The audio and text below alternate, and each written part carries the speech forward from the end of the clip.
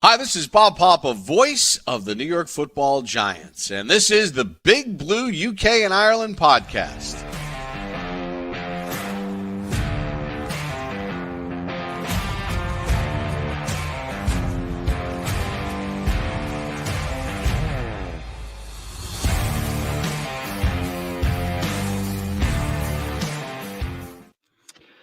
Welcome back, Giants fans, to the Big Blue UK and Ireland podcast in association with Andy's Man Club. Lads, remember, it is okay to talk. In this episode, we are 100% British, but as always, 100% Giants. Dan is unavailable again tonight. Unfortunately, he is tied up with work. And unfortunately, Kev has succumbed to the bug and is unwell. So we hope you get better soon, mate. I'm still feeling it myself as well, so I know your pain. But joining me tonight and Shane is Iain Pearson, back from his preseason interview series with Dan. We've brought you back, Iain. How you doing, mate? You all right? Yeah, I'm all good, thanks. It feels like I'm kind of off the practice squad onto the 53-man roster now. So, yeah, thanks for inviting me back. It's great to be back and chatting to you guys about all things Giants. Yeah, we won't call you a kicker drafted up. We'll say a linebacker or something that we can actually do. I used to play wide receiver, so that's my position. We'll take it. Yeah. Shane, back to the preview pods. 2 days after getting over the last loss, how you doing after 2 days of therapy? Yeah, I'm kind of just like, I'm at the stage now where I feel like I'm mentally preparing for the next one next week, to be honest with you. I'm just like, okay, yeah, Sunday's going to happen. It's probably not going to end very well. So let's look forward to next week's episode and kind of that next therapy session. It's just like looking at my calendar now, I'm pre-booking therapy sessions. It does feel like that already this early in the season. And it's weird because we'll get into it a bit later when we talk about the Browns game. But the first two games we all earmarked as like, these are the ones we need to win because then it gets tough. And then you look at our sort of run of games. We've got Cleveland, and then I think we've got Dallas after that, and then Seattle, and it just snowballs from there. It really does. So it's going to be a tough stretch, but let's see what happens. Before we begin, if you're watching this on YouTube, Twitch, X, or on Facebook, then please do get involved in the comments. Love interacting with you guys. Obviously, give it a thumbs up, subscribe if you're not, all that lovely stuff. But let's get straight into it as well. So, as revealed during the live show on Tuesday, thanks to a couple of viewers who brought it to our attention, there were 3 transactions on Tuesday evening.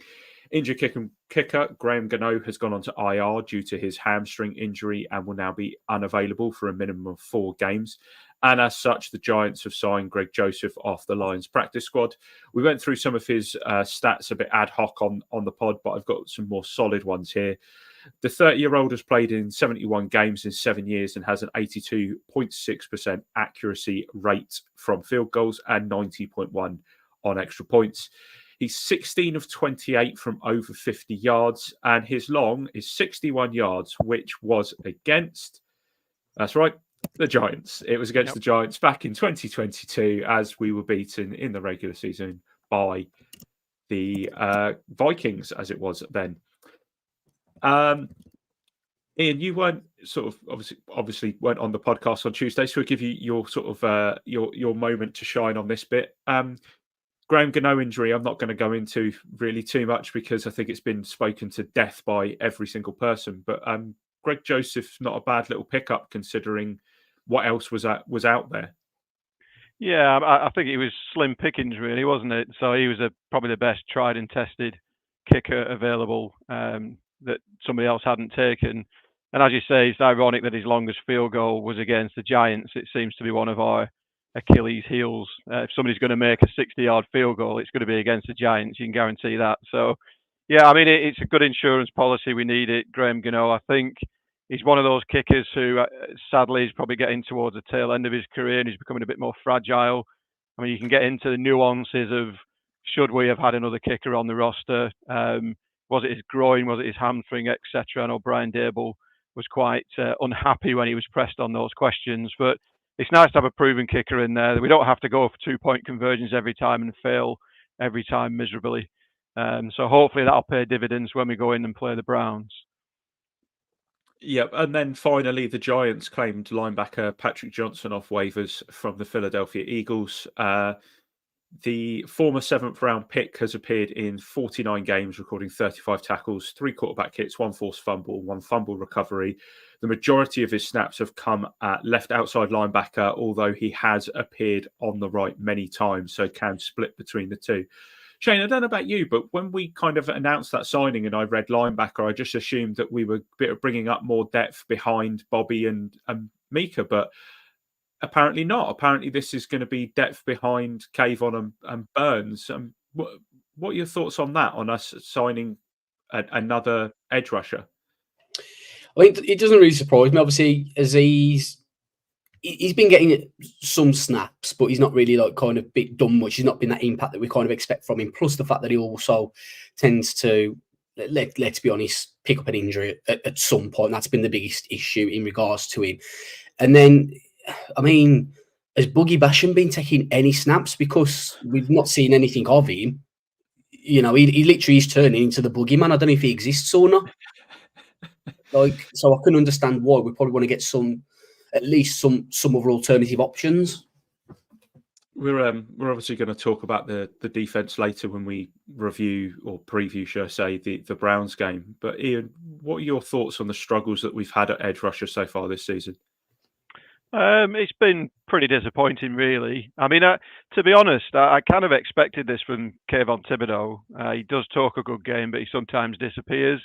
I think the real disappointment for me up to now has been Brian Burns and all of the hype and the hoopla around signing Brian Burns. And if you don't get to the quarterback, you don't apply the pressure, the secondary, which is really young and inexperienced, suffers, and they have suffered. We can't get pressure. We struggle to stop the run. Our secondary has struggled, and that's something that Carl Banks mentioned in just before the season started. Is you've got to be patient with the secondary. They are young. People will get chunk plays against them, but everything else has to shore up. The first 2 lines, your defensive line, your linebackers, etc. So it's been frustrating to watch the fact we've not really got much pressure. Dex is being Dex. He's pretty disruptive in the middle there. But other than that, there's not been a huge amount.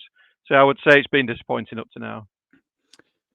Yeah, absolutely. I think you've nailed that on the head. You know, the amount of money that we're paying Brian Burns. I think Shane brought it up last week. You know, we've invested so heavily at pass rusher with that contract, and then obviously a high draft pick on Kayvon Thibodeau, and it's really not paying dividends as of yet. And hopefully that will change this week. And as they get used to Shane Bowen's defensive schemes, that it will go down a bit better. I know that Thibodeau was interviewed today and made some comments around, you know, we're struggling in the run game. And once the run game starts to take effect, we'll then start forcing them to go into passing sets, and we'll be able to apply more pressure, which is fine. But I think it's going to quickly get to that point where we need to see it on the field. Yeah, I mean, I think one of the really telling stats against the Redskins is we never forced a punt in the whole game. There's 7 field goals in that game. I mean, we were fortunate to keep him out in the red zone, but not to force a punt that whole game was pretty poor, to be fair. Absolutely. Just obviously we just talking about kickers. Johnny Sider tweeted just that special teams coach Mike Gobriel, is that how it's pronounced? Gobriel, yeah. Gobriel said it's going to be a good competition between Greg Joseph and Jude McTamanay to see who kicks Sunday. They're obviously on that topic. Is there a competition there?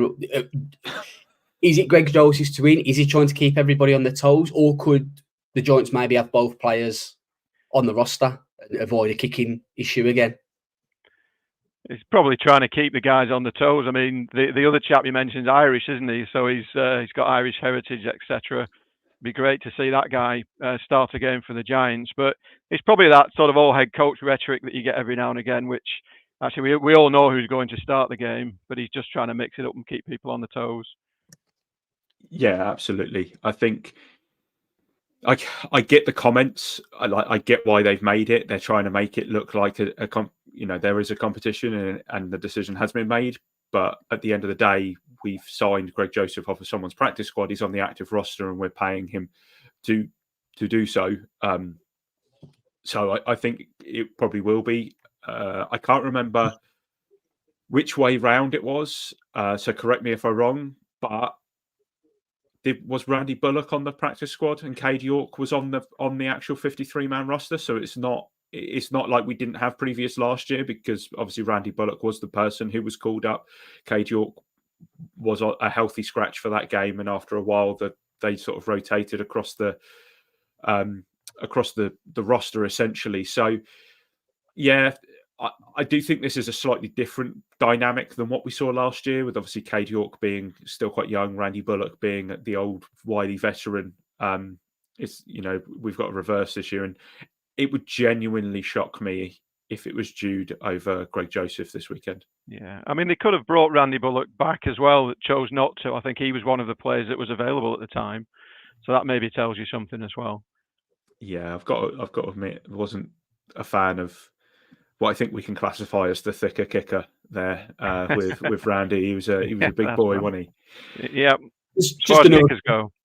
just another talking point. I keep throwing audibles in here on Craig. What you're doing, keep calling audibles. I don't know if you've seen this tweet that I'm going to put up on screen, and just kind of what your thoughts are on it. So Bobby Skinner tweeted a makeup of Jalen Hyatt, and it says the words "trade me." Obviously, being mocked up. I don't know if Bobby created this or not, or if he just found it. And then LPG replied back saying, "Like I said, few dots more to the story." And a picture of a skull. Any thoughts on that? Maybe what is this story? It's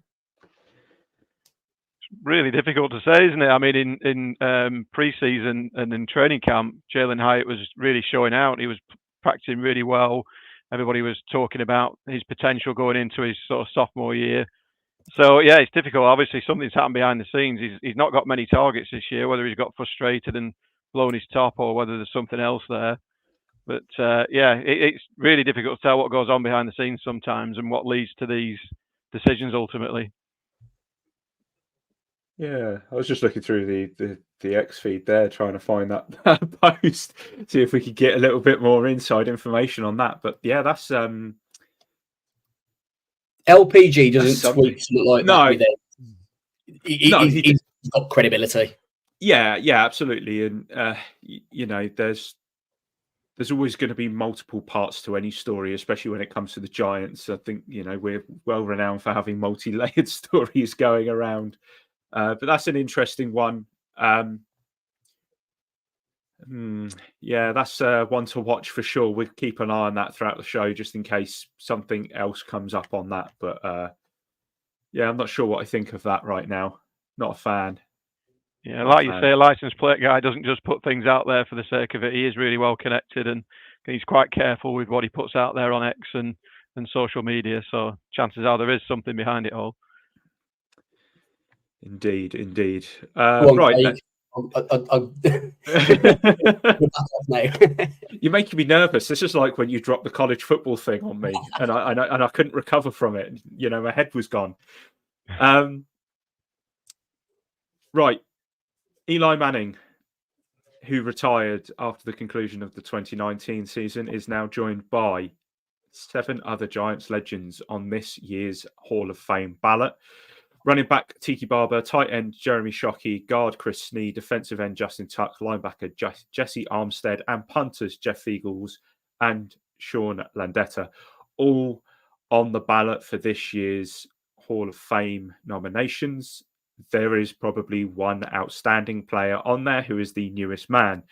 Eli ranks in the top 10 in passing yards. This is all time in the NFL, by the way. Top 10 passing yards, completions, and touchdown passes. He holds the postseason record for passing yards, attempts, and completions with 1,219 yards, 163 attempts, and 103 completions.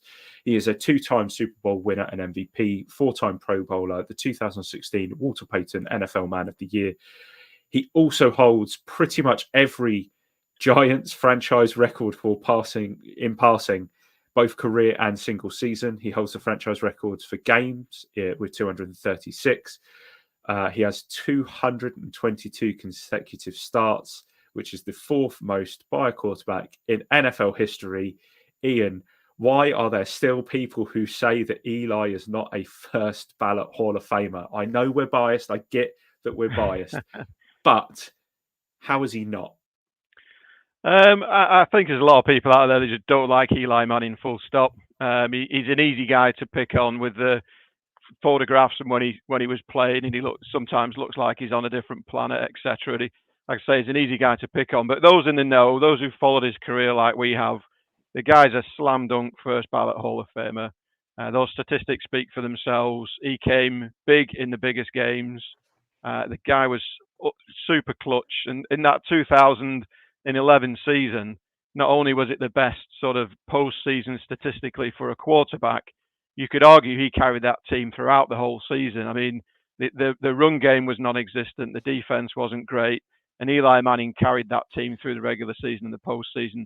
And then to beat Tom Brady not once but twice in the Super Bowl, and the throw he made to Mario Manningham in the fourth quarter when they were down and they had all the field to go was the best throw and catch you'll ever see on the big stage. So for me, Eli Manning, slam dunk Hall of Famer. I think his career record probably doesn't help him. I think his interception numbers probably don't help. But if he doesn't get in as a first ballot Hall of Famer, it's just a joke. Love Eli Manning. I think he's a quality guy, pro on and off the field. Was never an embarrassment for the Giants. Ultimate pro, and I think he gets in first time. Shane, I know that obviously it's difficult for you to speak about Eli because, as we said last week when this was first announced, that he's eligible for this year and now he's nominated, that you didn't see Eli on the field. But when you do look at his accolades versus some of the other people who are already in the Hall of Fame, 2 Super Bowl wins, 2 Super Bowl MVPs, that's enough for some other people. Do you feel like it is his personality, his demeanor when he was a Giant that maybe counts against him? Yeah, possibly. I mean, look, I think the one thing I'd say is, like you said, I didn't really see Eli's best year, so it's completely unfair for me to comment it. I'm not going to say he deserves to because I didn't see his best year, but I'm also not going to say he doesn't deserve to just because of that. What I would say, if I was to sit on the fence with it all, is I'd say to the listeners and to you guys, do you think the push for Eli is only being made because of his playoff football over his regular season football, and maybe is that what influences people to turn around and say no, he doesn't? Because in the regular season, I don't know if this is even correct, but just the way I think it, is it a case of was he not so good in his regular seasons, but when it mattered and being clutch and knockout football, he stepped it up another level? And that's a question that you guys can probably answer a bit better. I mean, there's no getting away from the fact Eli Manning played on some lousy teams as well. So he struggled certainly in the latter part of his career with some bad GMs. Certainly Dave Gettleman, etc., didn't help the cause. But yeah, I think there's an element to that in the sense that he didn't play on great teams. I mean, you could argue about Tom Brady. He is probably the GOAT, but he played in the AFC East, so it's basically a cakewalk every year. Eli Manning played in the NFC East with some of the best teams in the NFL consistently. The Giants weren't great year in, year out, as we all know. I mean, I think they've won since 2013, 65 games and lost 113 games. So it's biblically poor. But yeah, I think there's an element of that to it. But honestly, if you put that aside and you look at his accolades alone, you look at how the guy's performed, for me, he's a first ballot Hall of Famer. The 8th best Giants player in New York football Giants history deserves to be in the Hall of Fame. Yeah, I mean, I'm not far ahead of you, Shane. I became a fan the season before Odell was drafted. So is that 2013? I think it is. So I saw him after the Super Bowl wins as well. I saw the Super Bowl win because I've been watching Super Bowls for years and years before that. It's ironic that both myself and my wife, who's a Saints fan, decided to support both our teams after they'd won Super Bowls, and they've done nothing since, really. However, you just saw what he was like as a man. I think that's the difference, is when you look at some of his later years, you were able to see what he was like as a teammate and what he was like as a professional, as opposed to maybe how amazing he was on the field at that time.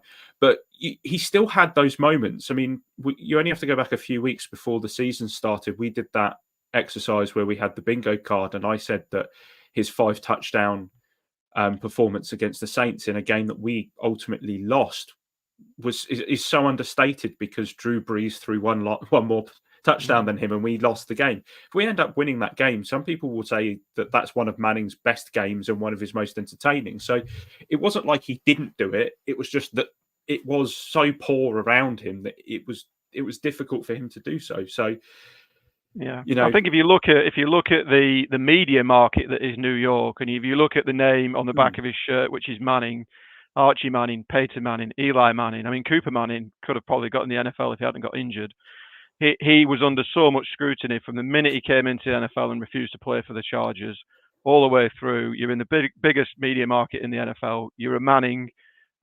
You're either really good or you're really bad. And I remember in, I think, 2007, he threw 2 or 3 pick sixes against the Vikings in one game, and the sky was falling in, etc. So there is an element to say that he was either one end of the spectrum or the other, and I think some of that goes against him. But certainly the media market he was in and the scrutiny that he was under, if Eli Manning had been in a smaller market, Carolina, St. Louis, etc., I doubt he would have been under such scrutiny. But what better player to handle the New York media than Eli Manning? He didn't put a foot wrong since 2004 to 2019 when the guy retired.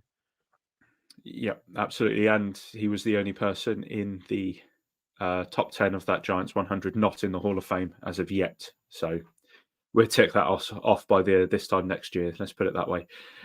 Right. So we're just waiting on Josh from Believeland Brits to come on and join us. But while we're waiting, let's have a sort of look at the injury reports that have come out. I know that Shane has brought me up to date with the injury report from today, and I think it looks very similar to what I had for yesterday. So Nick McLeod, cornerback, didn't participate. He's got a knee injury. Darius Musau, who obviously missed out last week, was a limited participant with his knee injury. Kayvon Thibodeau was also limited with a shoulder injury, and Isaiah Simmons was limited. But, well, they say limited. He didn't practice because he wasn't at the facility. He's got a personal issue that he's attending to. Now, I know Brian Dable was asked about these injuries. He's pretty confident that Kayvon will play. He's also confident that Isaiah Simmons will play as well. If you have a look at the Browns injury report, it's quite a bit more extensive than ours. Let's put it that way. Myles Garrett hasn't practiced so far this week. He's got a foot injury. Offensive tackle Dewan Jones, he's got a knee injury. He hasn't practiced. David Njoku, their tight end, he's got a knee injury, hasn't practiced. Pierre Strong, their running back, he's got a hamstring injury. And Jamari Thrash was on the injury report yesterday with an illness. I don't know if he's recovered from that. You look at limited participants, I think this might be the first time I've ever seen a long snapper on an injury report. But long snapper Charlie Hughes got a foot injury. Defensive end Zadarius Smith has got a back injury. Cornerback Denzel Ward has a shoulder injury. Offensive tackle Jedrick Wills, has a knee injury. And defensive end Alex Wright has a tricep elbow injury. And then offensive tackle Jack Conklin, cornerback Martin Emerson, wide receiver Jerry Jeudy, defensive end Ogbo Okoronway. I have no idea. Shane, I'm going to butcher that one. Oh, God, it only gets worse as well. Linebacker Jeremiah Owusu Koromoa. Well done. That was good. They were all full participants. I guess one thing we can talk about there is that they have 3 offensive tackles in different states there. One did not participate, one limited, and one as a full participant, which kind of bodes well because the full participant, which is Jack Conklin, hasn't played this season. So he's going to have that rust to smack off a little bit. So this could be a prime time to play the Browns, do you think, Shane? Yeah, definitely. I mean, obviously, you never want to see or hear players injured or, missing some time. But, and I mean this in the nicest possible way, how good is it to hear another team having these lengthy injury reports after it feels like it's constantly been us every single week for about the last 3 or 4 years. Like, we've got like, what was it, 4 or 5 players, and one of them's not even an injury, it's a personal matter that they're dealing with. So, it's probably an ideal time to be playing the Brains, especially when the fact that you're 0-2 and realistically, and we'll probably come on to this in a bit more detail, it probably is teetering on the edge of a must-win for us when you consider who we're coming up against over the next few weeks. It's just nice to be going up against a team that have got, double, triple the injury report that we actually have. It was a refreshing change to start the season. The first game of the season against the Vikings, we had nobody on the injury report, which is almost unheard of for the Giants. And you're right, Shay, we do kind of have to win this game, because I think the stat that was thrown out last week was if you start the season 1-1, you've got a 46% chance to get into the playoffs. If you're 0-2, it drops to 6%. So imagine what it is if you're 0-3. So it really is. It is a must-win game for the Giants. I mean, I was a bit ever the optimist. I had the Giants starting 3-0 this season. How wrong was I? But I think, as you say, it's at least on paper, the Giants up front should have a good game against the Browns and their offensive line, which is pretty banged up at this stage. And hopefully we get to Deshaun Watson and bring him from the ground a bit. So while we've got a couple of minutes while we're waiting for Josh, Iain, let's give you an opportunity, I guess, to kind of reflect so far on the season. I mean, we're 2 weeks in, so it's still early, but it really hasn't been great, has it? It's not been anything that we expected. I think the biggest disappointment to me was how we started the first game. So it's a 100th anniversary. You had the celebration event on the Friday and the Saturday before the game, the lead up, the 100 greatest players, best sort of brackets in terms of the best players in Giants history. And you get into MetLife Stadium, there's a bit of a buzz about the place, and the Giants just completely look like a high school team. They weren't even competitive. And I think that's not the first time that's happened under Brian Daboll. We're very slow to get out of the starting blocks. So in a game against the Vikings, who we all thought we should beat with Sam Darnold at quarterback, we came out and looked absolutely awful. We weren't anything like a competent team. And in some ways, the second game against the Redskins was slightly easier to stomach. But again, this is I call them the Redskins, the Commanders. Forgive me, I've been a fan for 38 years. It's easily done. But against Washington, who are not a good team in their own right, we didn't force them to punt. I mean, how many times when you get into 3rd and long, 3rd and 14, 3rd and 16, and you've got no confidence the defense going to stop them? Then lo and behold, it's from 3rd and 14 to 3rd and 1. You know they're going for it on 4th down, and the drive is just sustained. So it's a big disappointment. I kind of hope Shane Bowen's defense will settle down. I think some of the teething issues in the secondary were to be expected. But sort of on the positive side of that, the flip side, I think the draft this year has been a good one for the Giants. I think Drew Phillips, Tyler Nubin look like really good players. I mean, Drew Phillips in that nickel corner position looked absolutely fantastic. He can tackle, he's aggressive, he just has a nose for the ball. So I think we've had a good draft this year. Hopefully that will continue. But yeah, just a bit of disappointment. I mean, we were talking off air before. This is the 10th time in 12 seasons the Giants have started 0-2. So, I mean, if you don't get sick of that, I mean, we got sick of that years ago, and it would be nice for them to actually just turn this thing around. And I don't see the playoffs this year now. I mean, I think we could pull it out of the bag against Cleveland, but if you're up against Seattle, you're up against Dallas, teams we've historically struggled against. I think it's a real uphill battle to get out of the position we're in.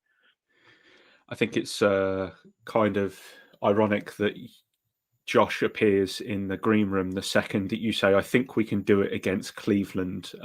So I think it's only fair that we bring him in and give him his opportunity to rebuke that remark.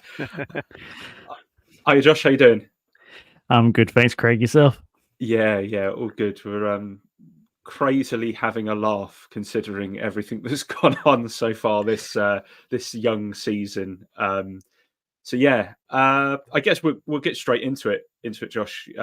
Obviously, from Believeland Brits Podcast, myself and you talk probably more often than most of the guests that I'm going to have on here this season, because obviously you are one of the main men behind, or the main man really, behind the full 10 yards. So it's nice to have you on and get you on to talk Browns, I guess. So we always start in one spot. Why the Browns? That one's actually really easy. So I'm an Aston Villa fan in terms of the old European football. So when Randy Lerner bought Villa back in, I can't even remember now, about 2006, I think it might have been, 2005, 2006. They did a lot of like cross marketing between Villa and the Browns. I was looking for another sport to get into. It was very, very slow start. Couldn't really watch it over here at that point, really, without channel 5, I think it was, every now and then. But I'd catch the odd stream, see the odd game. But then, as the sport grew here, I'd already had the Browns to hang my hat on. And sort of went from there really, and was quite battle tested for the last several years until relatively recently. But it's the sort of back during the 1-31, for example, when the Browns were historically bad.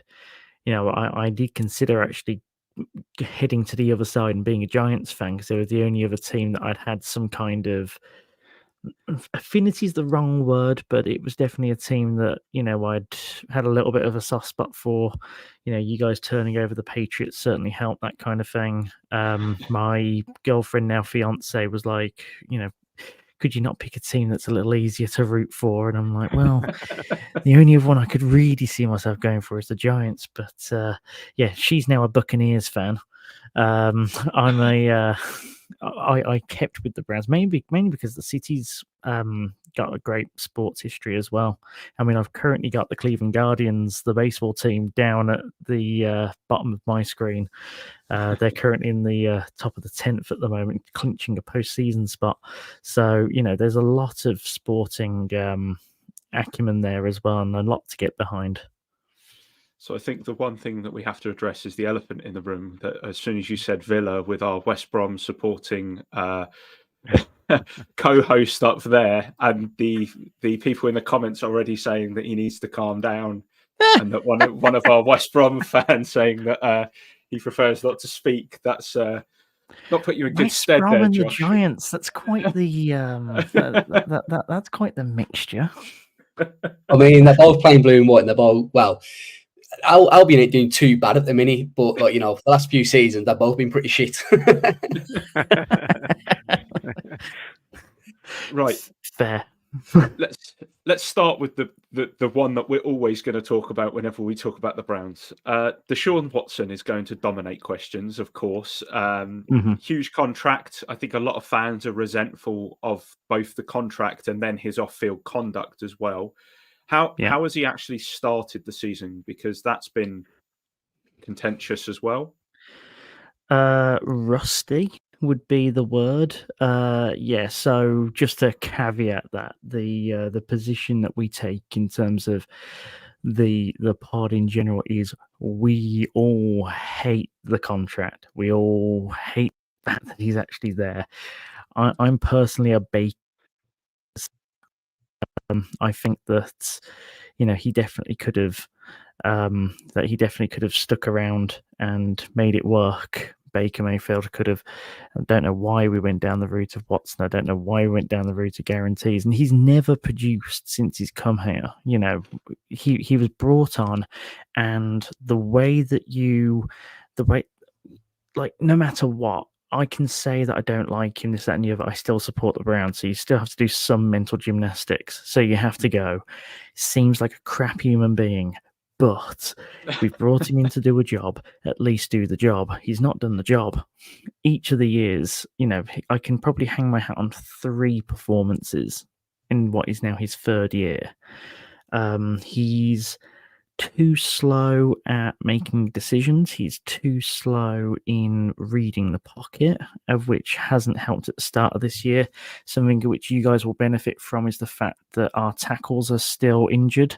I don't know as to whether or not they'll start on Sunday. They're both on the road to recovery, but it might still be too soon. But by the same token, he's still 9th in the league in terms of time to throw. It's the fact that Deshaun Watson loves running into traffic. So, there's definitely that involved. Last week against the Jags was definitely better. I think that Kevin Stefanski is a massive part of that. He scripts plays really well. So he knows what you need and he'll script to that. But if you get into the third quarter and you're not far behind, for example, or it's a close game, or if you're up, basically, as long as you're not out of the game by the third quarter, you're usually able to reel the Browns back in. And it's because then it's a lot of Deshaun having to do things for himself, and it's a lot more difficult. Indeed. Right, Shane, over to you, my friend. We're going to go back and forth between me and Shane, basically. So obviously, speaking of Deshaun Watson, this is kind of a 3-part question that I've got for you. I'm cheating by sticking 3 into 1. Who would you rather have under centre this weekend, Deshaun Watson or Daniel Jones? But I was hoping that you were about to say Deshaun Watson or Jameis Winston, because it'd be Winston every day of the week. So, do you know what? Daniel Jones would do quite well in a Stefanski offense. But by the same token, Daniel Jones, but if Nick Chubb was playing, because you can rely quite a bit on Nick Chubb. And I think that the way that you'd had it with Jones and Saquon, for example, that sort of offense. In fact, the Giants and the Browns, I felt a couple of years back when you guys were on your playoff run, I felt like our offenses were quite similar in a lot of ways. But yeah, I prefer not to speak. Giving an actual answer. Do you know what? Performance-wise, it's about the same. So let's just go on the moral ones. Daniel Jones hasn't done anything dodgy, right? At least that we know of. So yeah, let's begin that. And then I know you say you prefer not to speak. You might not want to speak about these questions I'm going to ask now. Looking back at the trade you made for Deshaun Watson, how do you feel now compared to how you felt when the trade was made? And I know hindsight's a wonderful thing, but is it a trade now that you wish the Browns had never made? So on day one, I wish that we'd never made it, and I knew that we were going to rue the day that we'd made it. It's just been a slow realization of being right all along. It in a way, it compounds because you're there thinking, God, it worked out worse than what you'd even expect, of which is not great. But on another token, the money side is not as bad. Like people hark about the guarantees, and yeah, guarantee contract wise, it's terrible. Most quarterbacks get the money that they're gonna sign up to anyway. So that kind of doesn't hurt as much. And also the fact that it was such a long deal that constantly gets pushed back into restructures and that. I mean, the Browns still pay. The Browns still have the highest amount of roster money year on year. I think that's a 5-year stat. The Browns have consistently had top 3 money spent on the roster, and that's even with Watson on the card. And it's because we mortgage it on the back of what we know is going to be a higher cap hit year on year. There's a great commentator in the Brown space, and he's a Brit as well, Jack Duffin. He is a cap space guru, essentially. Like people in America even tap him up to speak on it. And it's right in what he says, and which is the Watson contract in terms of money is not terrible.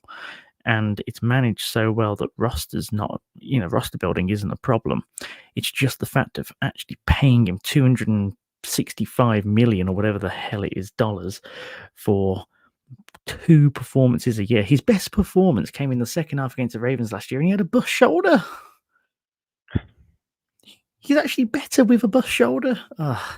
So yeah, the problem is, and I apologise to all of your listeners right now, because if all the questions are Deshaun Watson related, it's going to be very much verbatim that again and again, because that's basically the life of the Browns at the moment. We hang our hat on our defense, the fact that our punter is elite, our kicker can actually kick decisive kicks, and we just need an offense that doesn't shoot itself in the foot in the third quarter or the first play of the game.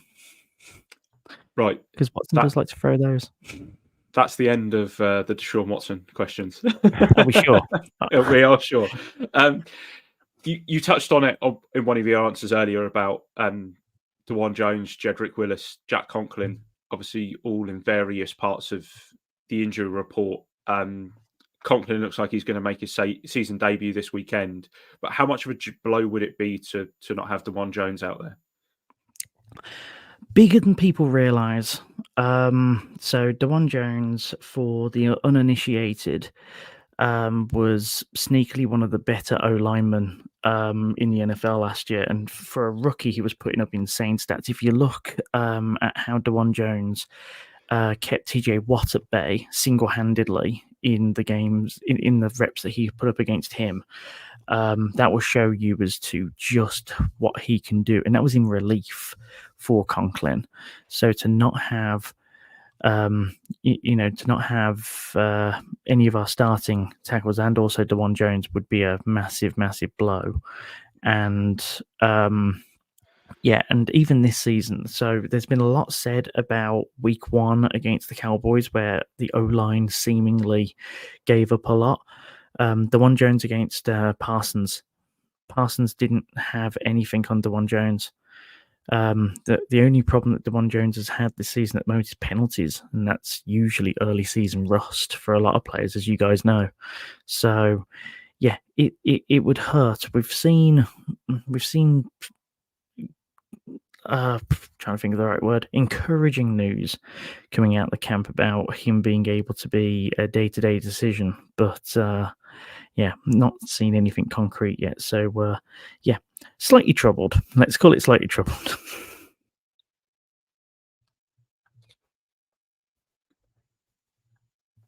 Sorry, I was just pressing myself to get off mute and ended up loading my notepad up by accident.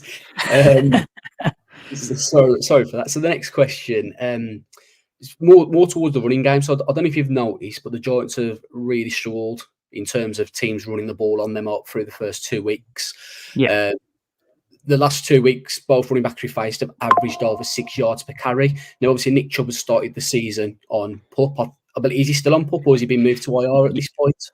So it's PUP. So he's able to miss the first 4 weeks. So it's basically like a preseason IR.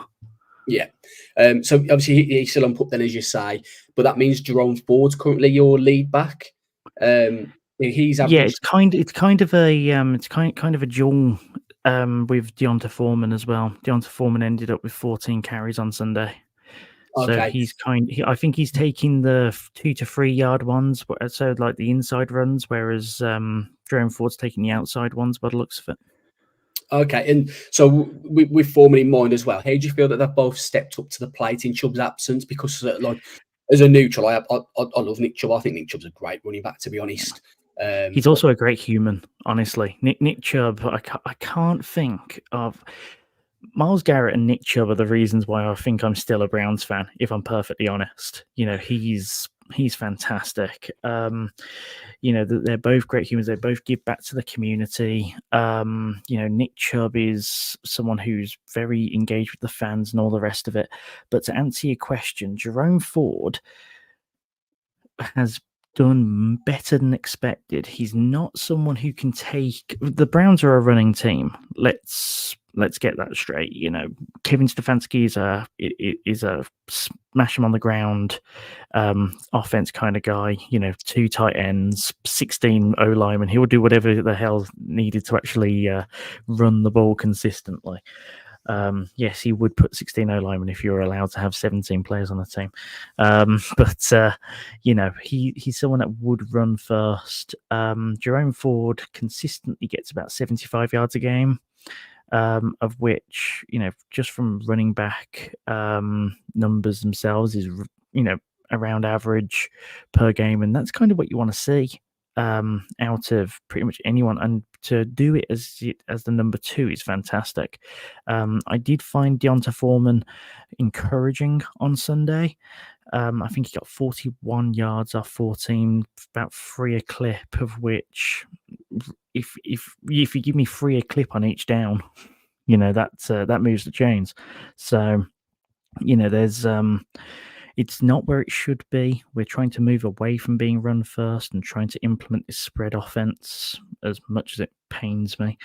But there's a lot of encouragement in terms of those behind, but you've definitely lucked out by getting in early over getting in late in terms of the Nick Chubb of it all, because I'm very sure that he's going to come back, and he's going to come back the same as what he was beforehand. He's already gone through this once when he was in Georgia, and he didn't miss a beat. He's already lifting the same weights as he was before he left. I don't know if you guys have ever seen any of those videos. Just type in Nick Chubb weight room, and yeah, it's scary stuff, and they're thinking, your knee is in 4 pieces, mate, please don't. But I do think that when he can start cutting again, and I think that's the whole point, I think he can run. I think it's the fact that cutting on that knee at the moment is where he wants to be at, but he's got the strength back. So, you guys have definitely looked out being early rather than late in terms of that. I think that he's still going to have a time of it because of the fact that we run first and the fact that Jerome Ford, I think he had 91 yards off 7 carries against the Jags. The Jags have got similar problems to you in terms of rush defense. So that's probably about the same sort of thing to look out for. But we are going to try and run the ball more going forward as well. So if you're good enough in your air defense, then you might be able to keep us quiet. So before we go on to the last 2 questions from us, Iain, is there anything that you wanted to ask Josh about the Browns this weekend? I mean, I think the Giants, it's going to be interesting to see how Cleveland plays it, because the Giants have struggled to stop the run, and they've also struggled to stop the pass in some ways. And I read a stat earlier today that Cleveland have the 2nd most pass attempts in the league so far this season. So it'll be really interesting to see which form of attack the Browns choose to deploy. Is it through the air? Is it on the ground? Obviously, it'll be a combination of both. But the Giants are quite vulnerable in each respect. So I was quite surprised when I read that stat today. I know the Browns have some quite good receivers as well. They've got Amari Cooper, Jerry Jeudy, and Co. There's 2 or 3 really good wide receivers there. So I know the Browns are quite depleted in terms of injuries, but I do still think they could do some damage against the Giants, definitely on the ground and through the air as well. I just wanted to get your thoughts on that. Okay. I think that a reason as to why we're going with the passes is because of the fact that we've got 2 tackles out at the moment. Obviously, they're a big part of the run game. David Njoku being out as well is huge, because he can do everything. He can receive, he can block. He's a very good blocker. Jordan Akins coming in did admirably, I think, last week, and actually surprised people with how well he slotted in. But we're doing a lot more short passes. If you look at the heat map from Watson's passing on Sunday, he was completing a lot more within 5 yards, and that's sort of where Dallas stopped us in week 1. So I think it's more of a case of, rather than thinking of it in terms of pass run, can you stop us within the chains? Can you stop us within the first 5? That 5 to 10. Can you stop us out wide? Because a lot of our good runs against Jacksonville were doing halfback stretch, if we're going by Madden terms. It's that sort of thing that you need to look out for. If you can stop that, then you'll do all right. But if you're allowing us to just constantly move the chains, because if you look at the Jacksonville highlights, for example, all of our scoring drives were 14, 15 play drives. And that's why we have a lot of pass attempts as well, because we do a lot of short plays. We move the chains a lot. We try a lot of stuff out. Most of it doesn't work, but we at least try it out, and we're able to we don't aim for 15, 20 yards, mainly because I don't think Watson can throw that far. But we aim for, the 5 to 10 and get there consistently. I think they call it. Sorry, there was a view that for the Giants to try and win, you need to try and make Deshaun Watson throw deep. Yes, because he's 100%. not quite as effective on the deep ball. The guy's obviously had a lot of injuries over his career as well. So that kind of West Coast dink and dunk offense is something that's going to cause us a headache. But if we can try and take that away as best we can and put it on the arm of Deshaun Watson, we do stand a better chance. Yeah, man coverage. Man coverage will be your friend on Sunday, if I'm honest. That there are a lot of ways to keep him quiet, but if he can't blitz well, because blitzing would be my number one, but cover 2 man, that would be that would be what I'd recommend. And Deontay Banks is known for his cover 2 man skills. He likes playing press man coverage, albeit the Giants don't do that all the time. But yeah, I mean, if you can get up close and you can jam the receivers, that'll definitely help to sort of disrupt the timing of those short intermediate routes as well. Yeah. Amari Cooper needs, from our perspective, he needs a get right game. He's looked very weak first couple of weeks, and those longer plays have gone to him and have resulted in a lot of drops, a lot of very uncharacteristic drops as well. So if that is going to happen for the Browns, and it's going to fall on his shoulders. But Jerry Jeudy, for example, has looked very good in the intermediate routes. Elijah Moore has done his bit as well. Even Cedric Tillman's looked good on some of the routes as well, just the fact that Deshaun's not been able to hit him. But cover 2 man will be your friend. As to whether or not you deploy it or not, and whether or not it works is a different matter, but that's definitely where you go. You're playing the Giants this weekend. We'll make Amari Cooper look like Jerry Rice and Deshaun Watson look like Joe Montana, I'm sure. We tend to make average players look really good. So.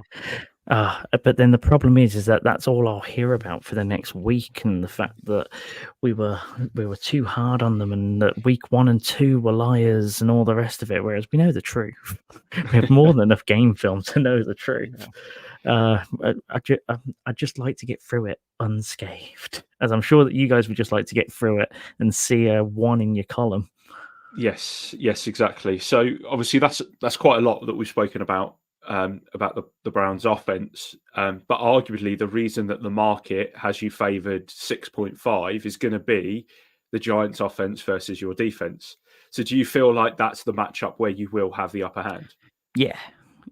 There's a reason, I think, as to why we haven't touched onto it yet. It's because that is, for you and your listeners, that's the scary proposition, really.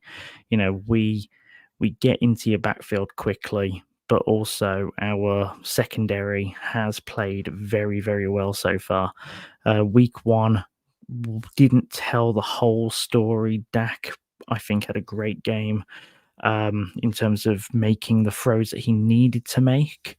And apart from that, I think that the scheming was really good in terms of using like motion and jet sweeps and that sort of thing.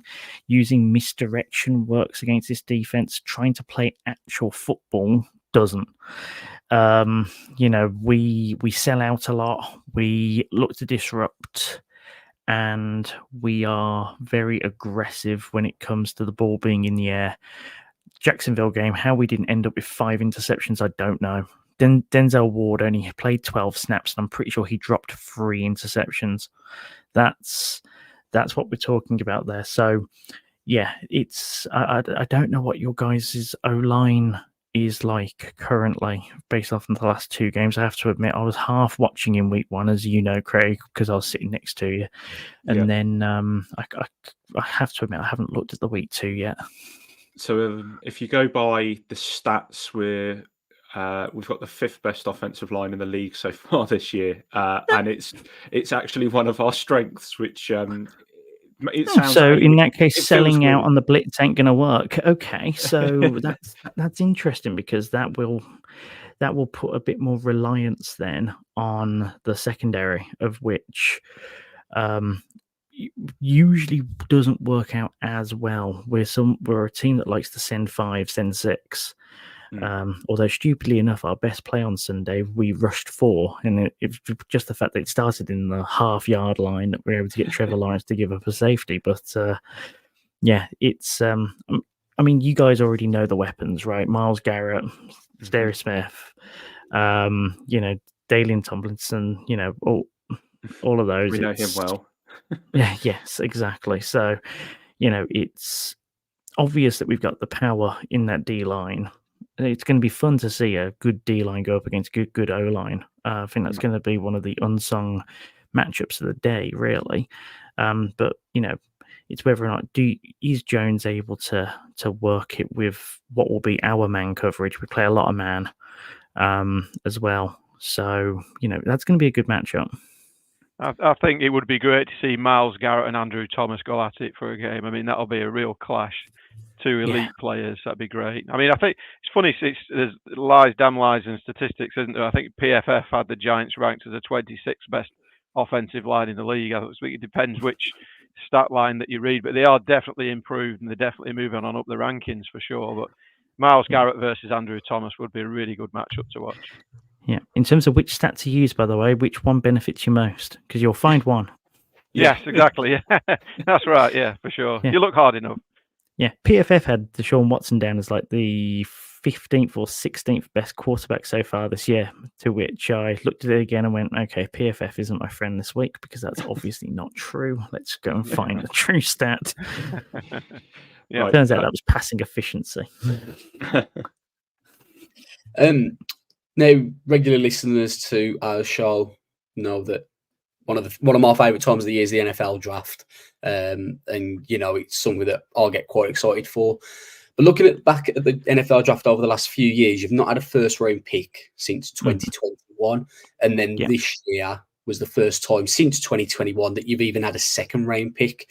The Giants could very well have to give up future draft capital if they decide to move on from DJ next season and get up into the draft and to get a quarterback if there's one that they like. So with that in mind, do you personally over the last few years, have you found it hard to get into the draft knowing that your team has very few picks until the middle to late rounds? Oh yeah. The draft's been dead to me for a while. That breaks my heart. But I will say, though, second rounders can still excite. The first year of losing the first round pick, I really wanted Jeremiah Owusu-Koramoah. In fact, Craig, you might have been on the 14 yards chat that year. That might have been the first year you guys were affiliated to it.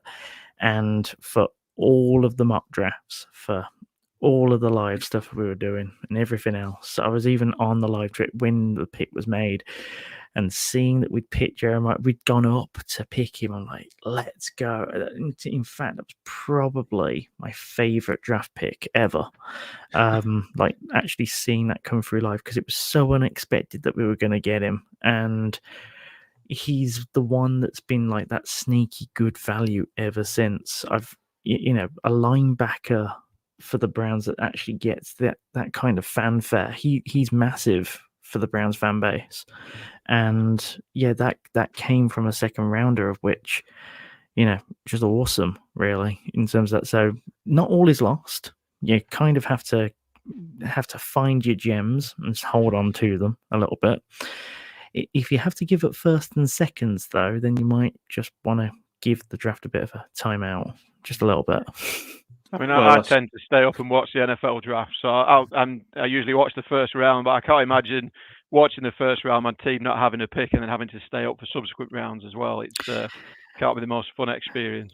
I had the baseball on, to be fair. I had the baseball on. I just had the draft on the iPad, seeing as who got selected in the first few, and then when the Guardians got 2 or 3 down, I think it was that day, I thought, what, just go to bed. Yeah. I mean, it must be nice having a good linebacker on the Browns. They've not had good linebackers for quite some time. Exactly. Chip Banks and Clay Matthews and those guys from the 80s and early 90s were probably the best ones proper recently. Browns football to be able to actually have proper linebacking core, and it looks like it's been something that we've actually addressed a little bit this summer with some of the acquisitions as well. So I'm very happy, Chappie. Well, I think that's because we know that we know what our USP is now, and it's a very late 90s. Well, it's a very 90s Browns mantra, which is restrict them below 3 touchdowns and back yourselves to score 3 touchdowns. Yeah, and rely on the run game as well. Like in the And 80s, rely when on the you run guys got game. to the Yep. AFC Championship game 2 years in a row, that's pretty much how you got there, wasn't it? I mean, I've got a soft spot for the Browns. I mean, Art Modell was a big friend of Wellington Mara's, and they went back years and years. So I've got Yeah. quite a soft spot on the Giants. Have had some battles with the Browns in the 50s and 60s. So it's Yeah. a team I do like. Great storied franchises, Yeah, for sure. One of the ones which you can look back and sort of think, okay, great history there. And the Believeland ESPN 30 for 30. I think they're on Disney Plus now. But if anyone wants to see as to the highs and lows of Cleveland sports, I definitely recommend it.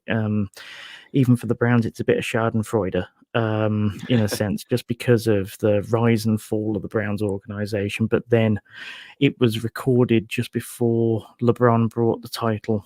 Yeah. Back to Cleveland. So there was, there was a nice happy ending to it. But the city being on the rise and all the rest of it. But the sporting merits of the city has coincided with its relaunch, essentially. I mean, I'm going to Cleveland in November for the Thursday night football Steelers game. It's the first time I've been able to get over there.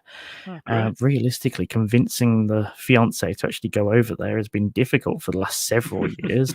But there's a lot more to it now, and it's because the area is starting to believe in itself a lot more. If you pardon the pun. So there's there's a lot to look forward to with that now, and it's because of the fact they're going back to having a team to believe in again.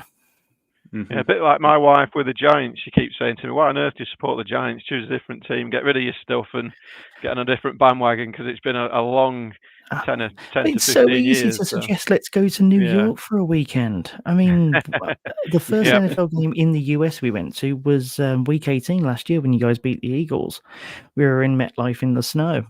We were celebrating with you. Trust me, it was a hell of a laugh seeing just. You should be a Giants fan by what you're saying. You should come over to the red, white, and blue side. You're almost there anyway. So.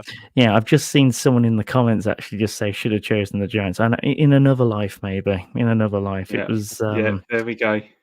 Yeah, look, it's the Villa's fault, and the problem is that otherwise I just wouldn't have got involved in the NFL, at least not for maybe a decade afterwards. So must be the only good thing that Shane's ever heard about the Villa. Right. On that note, I guess one last question is score prediction. Yeah, I've literally just done this for our pod as well. I said, what did I say now? I said 24-13 Browns, just because I think that I think the defense has heated up, and then just thinking about how your defense allowed Washington to always get into field goal range. I don't like Washington's offense all that much. I feel like the Browns have got a better one than that. So I'm just thinking about how that converts to a couple of extra TDs over field goals. And if we conceded 13 to the Jags, 13 seems about right when I look at Jags offense to New York offense. But I've been really wrong on the last two. Actually, no, Jacksonville I got pretty much on the money. So yeah, tough luck on that, but it'll probably end up being a 1 point game. Browns teams don't win by more than one score in the last year and a half, so I do expect it to still be close. But if you were to ask me to actually put money on a score prediction, it would be that. There we go. Well, thank you so much for coming on. We appreciate it. Glad to finally do it. Yes, yeah, absolutely. And if it happens again, we'll get you back. Just for the viewers and listeners, we'll put Josh's Twitter handle in the description down below, and the Believeland Brits podcast as well, so you can go and check them out. But yeah, thanks for coming on, Josh, and we'll speak soon. Nice one. Cheers, guys. Take care. Cheers. Yeah. Right, there we go. That is Josh all done, and now we can look at our keys to victory. Let me just get going. Right, so the 0-2 New York Giants travel to Huntington Bank Field to face the 1-1 Cleveland Browns. The game will kick off at 6 p.m. British summertime, 1 p.m. Eastern. Won't be saying British summertime for much longer. And will be the 51st regular season meeting between the two teams. The Browns lead the series 27-21-2 and won the last game between the two teams as they beat the Giants at MetLife Stadium 20-6 thanks to two Baker Mayfield touchdown passes to Austin Hooper and Jarvis Landry and a Nick Chubb rushing touchdown. 2023, the Browns won 8 of their 9 games at home, which was a new team record. However, they did lose their opener to the Cowboys this year.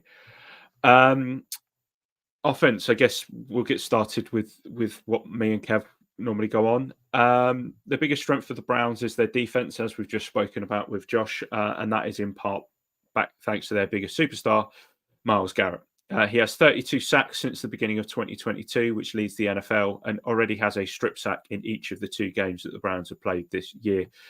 Garrett moves around the line of scrimmage, although he, will mainly be lining up against Jermaine Illuminor and not where most of us likely would like him to, which is opposite Andrew Thomas. That doesn't mean that we won't see that battle. We will see that battle throughout the game. It's just that he does line up more on the left side against the right tackle than he does on the right-hand side. The Giants' offensive line, and this is thanks to Monty from the He's a Giant podcast. He tweeted this out a couple of days ago. The Giants' offensive line has 17 pressures through 2 games this season, which is just over half of the pressures that they had this time last season, which was 33, which is a massive improvement and something that obviously we are delighted to see. It would just be nice to see that kind of improvement in other areas. In the backfield, Browns have 3-time Pro Bowler Denzel Ward, who has allowed the joint 5th lowest completion percentage in the league of 25%. He primarily plays almost exclusively at left cornerback and doesn't tend to follow wideouts.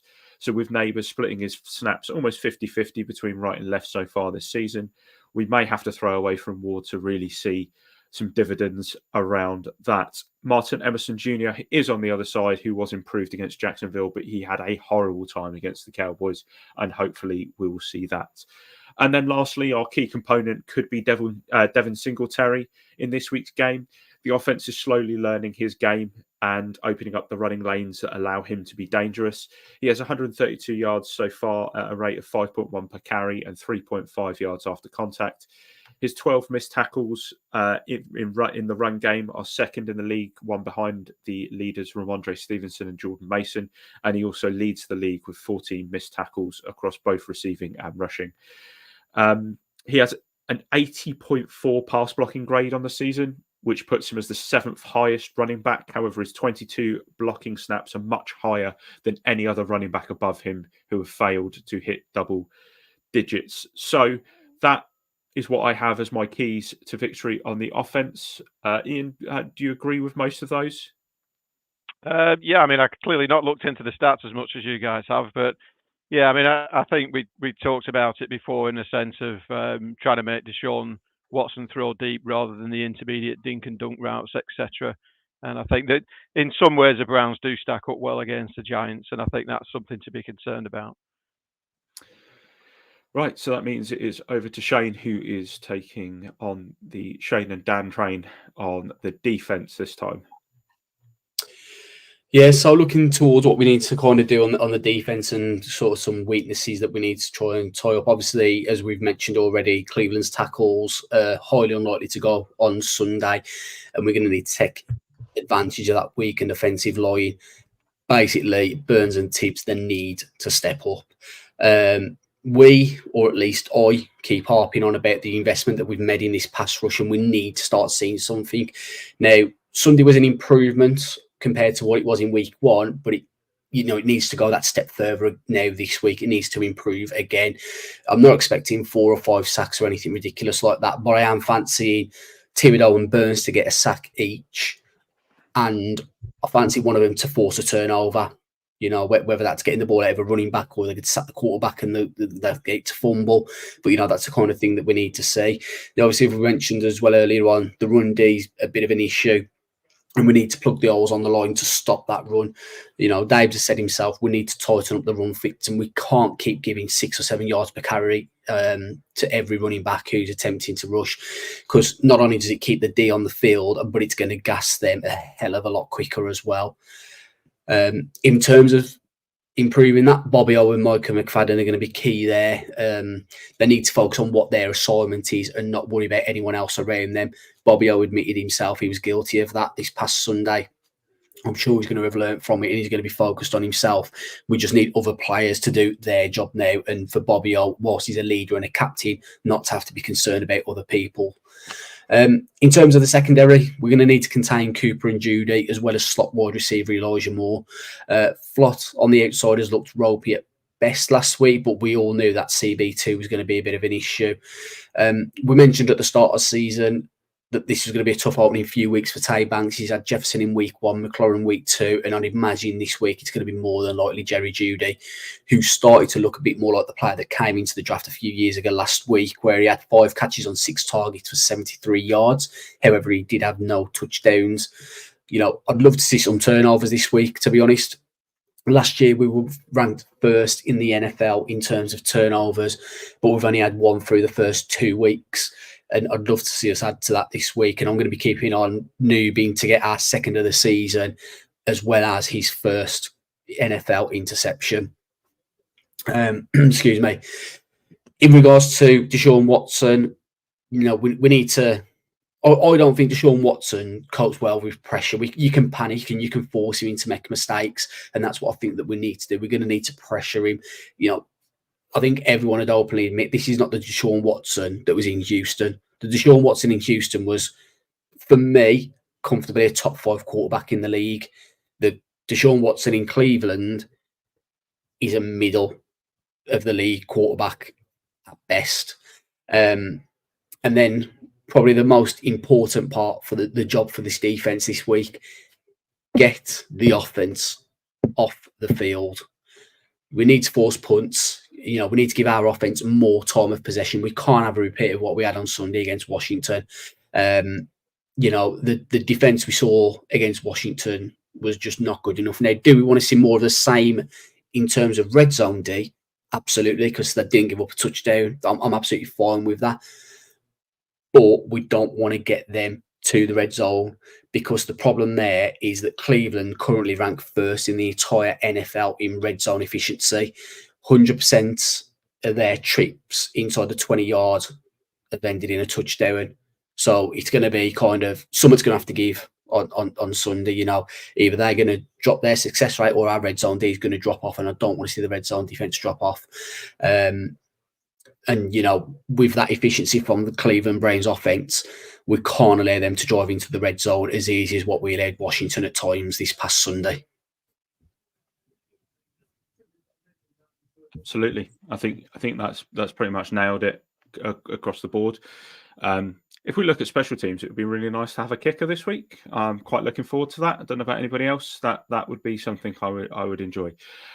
It would also be quite nice to see maybe our new punt returner as well, since we didn't get to see him last week because we failed to force a punt. So that's a brand new offense or kind of special teams weapon for us. Before we get into the predictions, Iain, is there anything you wanted to add to Shane's points about the defense? No, I think it was a really good summary, to be fair. I mean, I totally agree with the point about trying to get the Browns off the field, stop them converting 3rd and longs, etc. It's just soul destroying to see your defense doing that. And I think some of what we're seeing is the difference between a Wink Martindale defense and a Shane Bowen defense is very different in styles. I mean, obviously Wink was with the zero blitzes, he'd throw the kitchen sink at you. Shane Bowen's not quite like that. So I think there's a bit of a difference in terms of defensive styles from the coach there. But yeah, for sure. I mean, get them off the field on 3rd downs is a massive key. Try and keep them out of the end zone, etc. when they get close to the red zone. So I'd agree with what Sean said is a good summary. There we go. Right. All important bit now. Anybody who's watching, please get your predictions into the comments. We'll start with us 4 and then we'll let Iain do the last one before we go to the comments and get them in. Obviously, Dan and Kev aren't here. So we'll get theirs out of the way before we do Shane's and my own one. So Shane, how do you think the boys have gone? You know, we're 0-2 here. Do you think they're still the epitome of optimism? It's Dan and Kev. They're both going to be optimistic. They've both got a Giants win. There's your first one. So Dan's gone 23-17 to the Giants. And there is absolutely no way Kev hasn't. Told you. Kev has gone for 28. Boys, if you're listening, you're too predictable. So, Shane, you're up next. I am also predictable. I've got the Browns winning 26-17. Am I predictable? Are you going to join? You know, if you do join me, this is going to be very much a us and them kind of thing, because it was the same last week. It was split, and then you had New York winning, and you joined me. So, are you going to come over to this fence, or are you abandoning me? Yeah. Well, Craig, you've finally seen the light, mate. Well, ain't all doom and gloom. So it's interesting that there's only 2 points between our scores there. I've gone 24-17 to the Browns. You've gone 26-17 to the Browns. So, and then there is a comment from a listener who's also very close to what we've put, and you'll see it as such straight away. Yeah. So we'll throw that up now. Kieran, I think it's another L this week. 27-17 Browns. Hope I'm wrong, but struggling to see a win until we play Washington again. So that's all three of us who have gone for 2 touchdowns. Oh, sorry, 1 touchdown. No, 2 touchdowns. God, my maths is not working this evening. There you go. I just said this morning. 2 touchdowns and a field goal for the Giants. So before we go through to any others, Iain, what you thinking? Yeah, I mean, I think looking at the average points per game, Cleveland's around about 26. The Giants at a paltry 12. So my prediction was Browns 31, Giants 20. I started kind of contradicting myself from what I said right at the beginning of the podcast. I do think it probably is a game the Giants can win. Whether they actually do that is another thing. So I'll go 31-20 to the Browns. So there we go. So that's, not a great look for our defense with 31 there. But, the 20 for the Giants is a slight improvement, let's put it that way. It is interesting when you look at the 4 what us 4 have predicted and what Ian's predicted as well, because the over-under's at 38.5. Yeah. Which I think a little, we're all in and around that, but I think maths is not my strong point. I'm from the Black Country, but I think we've all gone over 38.5. Yeah, we have. We're all in the 40s, I believe. So, yes. Mayo, Giants 17, Browns 18 would be a heartbreaker if that's at the end. I don't know if I could take that right at the end of the game. But it'd be a joint thing to do, wouldn't it? Let's face facts. Oh, yeah. Like, if we're going to lose, it's going to be like that. Lose on a 62-yard field goal. The most Giant thing to do would be to lose on a 62-yard field goal that's missed by a player that has scored a 61-yard field goal against you, who now plays for you. That would be the most Giants thing to do. We keep finding ways to lose, don't we? I mean, to score 3 touchdowns and not allow any touchdowns and still lose the game is the first time in NFL history I think that's happened. I mean, to get beat by 7 field goals we're a trend-setting organisation for sure, but just sometimes not in the right way. No, absolutely. So there we have it. There's the predictions at the bottom. A few predictions in the comments as well. As you can see, podcast is split once again. Be interesting to see what happens this weekend and whether that affects next weekend. I'll be brutally honest with you. If the Browns win this, I can't see Dan and Kev continuing to be optimistic going in for a game against Dallas, but we'll see how they get on. They've just been torched by the Saints. There is a chance, by the way, that we could be atop the NFC East this weekend if everything goes our way, which is disgusting. Not a good reflection on the division, is it? From the NFC Beast to the NFC Least, I guess is the way you could put it. Yep. But there we go. There's a good one. Number one to go for 100 yards again. Let's say the Giants. I mean, we've all predicted that the Giants get a touchdown.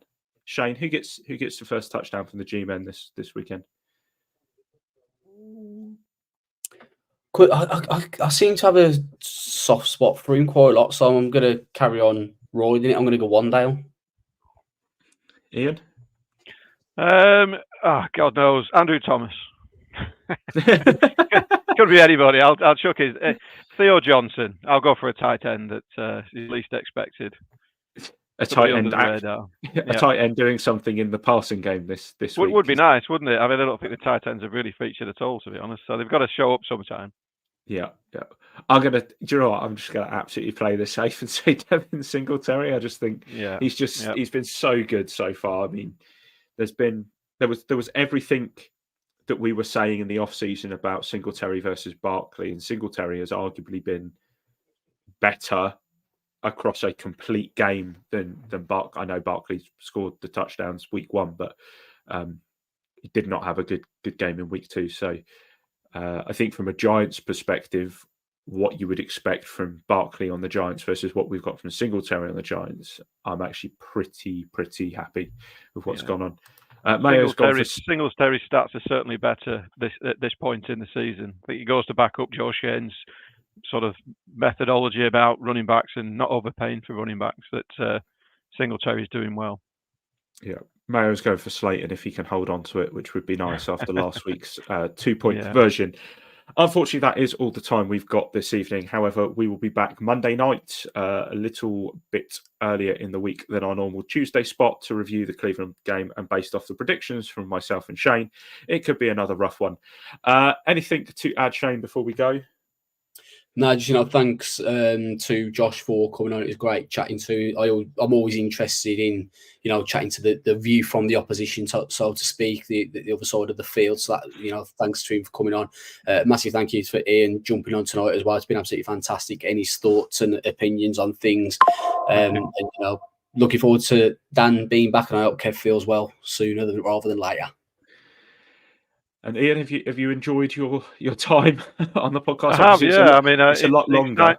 Yeah, it was a long podcast tonight, but I think just sitting back and listening to you guys talk, getting the other perspective on the Browns, etc. It's just nice to talk Giants football with other like-minded people, and thanks for inviting me on. I've really enjoyed it. It's been great. No, absolutely. One of the best things that came out of the preseason interview series was the ability to maybe converse with Giants fans in the UK that we haven't had a chance to at either meetups or at games or anything. And we have a devout passion for this, and we do go stat heavy at times, and we do our research and everything like that. But it's just nice to talk to other fans who obviously have a love for the team. Iain, your knowledge on the history of the Giants is amazing, probably better than mine and Shane's put together. So it's quite nice to be able to hear the sort of the older style and some stuff from before. So thank you for that. Yeah, a big history buff on the Giants. I got to, certainly sort of the early years, 20s, 30s, 40s, 50s. I do quite a bit of research on that. Always happy to chat about the old school Giants. We should get you and Keith on a podcast together, and we can do a history offshoot. Yeah. There's loads of content there to talk about. You could do a series of podcasts just on different parts of the Giants' history, and I'd be happy to help with that for sure. Fantastic. Sounds like a good plan. A good plan. Maybe something we can look at in the off season next year for sure. Yeah, absolutely. Right. As always, remember to like this video, subscribe to us on YouTube. You can hit the bell to be notified of when we are live. If you aren't already, follow us at the socials at the bottom.